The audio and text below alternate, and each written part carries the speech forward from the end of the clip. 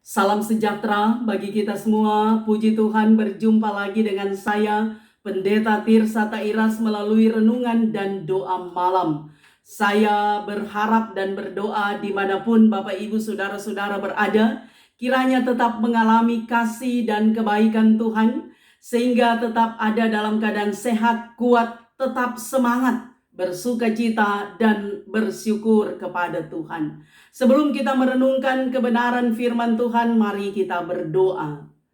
Ya Tuhan Allah, Bapa di dalam Yesus Kristus, Allah di dalam Roh Kudus, Allah Tritunggal, Allah yang hidup, yang terus menjaga, melindungi, memberkati kami. Kami senantiasa terarah hidup kami kepadamu dalam ucapan syukur dan terima kasih atas segala penyertaan-Mu yang sangat sempurna. Maka ketika kami beraktivitas seharian, kami akan beristirahat. Kami membutuhkan ketenangan jiwa. Dan firman-Mu sanggup menenangkan jiwa kami. Firman-Mu sanggup memberikan kedamaian, ketenangan di hati dan pikiran kami. Kami sungguh butuh firman-Mu. Tuhan, isi bejana hati kami yang kosong dengan kebenaran firman-Mu, supaya kami tetap kuat di dalam Tuhan. Ini permohonan kami, dalam nama Yesus kami berdoa. Amin. Bapak Ibu Saudara-saudara yang dikasihi oleh Tuhan Yesus, Lukas pasalnya yang ke-19 ayat 1 sampai 5 berkata begini. Yesus masuk ke kota Yerikho dan berjalan terus melintasi kota itu.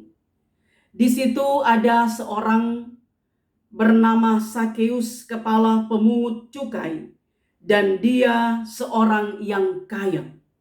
Ia berusaha untuk melihat orang apakah Yesus itu, tetapi ia tidak berhasil karena orang banyak, sebab badannya pendek.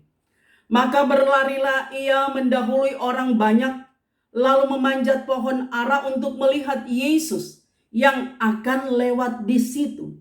Ketika Yesus sampai ke tempat itu, ia melihat ke atas dan berkata, "Sakeus, segeralah turun, sebab hari ini aku harus menumpang di rumahmu." Saudara yang kekasih, renungan malam ini diberi judul "Jangan Menghakimi". Saudara, ketika Yesus Kristus menumpang di rumah Sakeus yang adalah kepala pemungut cukai, maka semua orang yang melihat hal itu bersungut-sungut, katanya, ia menumpang di rumah orang berdosa.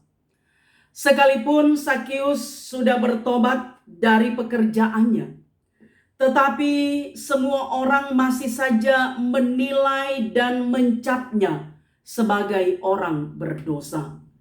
Karena pekerjaan sebagai pemungut cukai atau pemungut pajak selalu dikatakan sebagai pekerjaan orang berdosa. Mereka selalu membesar-besarkan kesalahan atau dosa-dosa yang telah dilakukan, yang telah diperbuat oleh Sakeus selama ini, dan menganggap diri mereka sendiri yang benar tanpa ada cacat celah. Itulah orang Yahudi. Nah, saudara yang kekasih, bukankah juga ada banyak orang yang masih senang menjadi pembunuh dalam tanda kutip bagi sesamanya karena melihat kesalahan seseorang di masa lalu, seperti tuduhan orang Yahudi terhadap Sakeus. Walaupun mengaku telah bertobat dan sudah melayani pekerjaan Tuhan, tetapi disadari masih saja ada orang yang suka memfitnah, yang suka menghakimi, yang suka mendiskreditkan orang lain, apalagi dengan kata-kata yang begitu pedas, yang begitu tajam, yang sangat menyakitkan. Itu sama halnya dengan membunuh seseorang, membunuh karakter seseorang, bahkan membunuh secara rohani. Saudaraku, tentunya orang-orang yang menghakimi Sakeuslah yang perlu diselamatkan. karena hatinya masih dipenuhi oleh kejahatan, oleh fitnah, dan hati mereka masih jauh dari kehendak Tuhan. Justru Sakius yang mereka sebut sebagai orang berdosa, namun karena telah bertobat dengan sungguh, maka ia diselamatkan. Sakius yang dahulu jadi pemeras orang lain, ketika dia berprofesi sebagai pemungut cukai, kini dia sanggup berkata, "Tuhan, setengah dari milikku akan kuberikan kepada orang miskin, dan sekiranya ada sesuatu yang kuperas dari seseorang, akan kukembalikan 4 kali lipat." Saudaraku, pertemuan Sakius dengan Kristus menjadi titik balik bagi kehidupan Sakius. Ia meninggalkan cara hidupnya yang lama dan benar-benar diubahkan untuk menjadi ciptaan baru. Kata Yesus kepadanya, "Hari ini telah terjadi keselamatan kepada rumah ini, karena orang ini pun anak Abraham. Sebab anak manusia datang untuk mencari dan menyelamatkan yang hilang."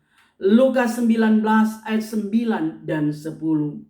Saudara, janganlah cepat menghakimi orang lain atau melihat kesalahan orang lain, karena kita juga tidak pernah luput dari kesalahan. Siapa diri kita sehingga kita memandang rendah orang lain dan bahkan berani mengatakan bahwa orang itu berdosa? Sekali lagi, janganlah cepat menghakimi orang lain atau melihat kesalahan orang lain, karena kita juga tak luput dari kesalahan. Matius 7 ayat 3 sampai 5. Mengapakah engkau melihat selumbar di mata saudaramu, sedangkan balok di dalam matamu tidak engkau ketahui? Bagaimanakah engkau dapat berkata kepada saudaramu, "Biarlah aku mengeluarkan selumbar itu dari matamu," padahal ada balok di dalam matamu? Hai orang munafik, keluarkanlah dahulu balok dari matamu, maka engkau akan melihat dengan jelas untuk mengeluarkan selumbar itu dari mata saudaramu. Karena itu saudara, sekali lagi, janganlah menghakimi. Mari kita berdoa. Ya Tuhan Allah, kami bersyukur kepadamu. Betapa baiknya Engkau terus memelihara kehidupan kami. Engkau tidak pernah tinggalkan kami sedetik pun. Hari-hari hidup kami senantiasa dijaga, dilindungi, bahkan diberkati oleh Tuhan. Maka saat ini ketika kami akan beristirahat, kami bermohon kiranya malaikat sorga berkemalah di sekeliling kami, menjaga kami Tuhan, keluarga kami, menjaga saudara-saudara kami dimanapun mereka berada. Baik mereka yang sudah beristirahat, tapi mereka juga yang harus bekerja malam ya Tuhan, untuk mencukupi kebutuhan keluarga. Berdoa kami bagi mereka yang bekerja sebagai pekerja sosial di rumah sakit, di klinik-klinik yang ada. Mereka yang bekerja di bandara, di pelabuhan, di pasar, dan di mana saja. Tuhan jaga mereka semua. Penyertaan-Mu juga menjadi bagian hidup kami. Dan kami yakin ada hari esok Tuhan sediakan bagi kami. Ada hidup, bahkan ada berkat yang kami yakini semua akan diberikan Tuhan bagi kami. Dalam nama Tuhan Yesus kami berdoa. Amin. Bapak Ibu Saudara-saudara yang dikasihi Tuhan, demikianlah renungan dan doa malam ini. Saya percaya Bapak Ibu Saudara-saudara diberkati, dan saya Pendeta Tirsa Tairas bermohon kiranya Bapak Ibu sekalian terus dukung channel YouTube Tirsa Tairas dengan cara nonton video, tekan tanda subscribe, like, berikanlah komentar, dan bagikanlah video ini di media sosial yang Bapak Ibu Saudara sekalian miliki. Tuhan memberkati. Amin.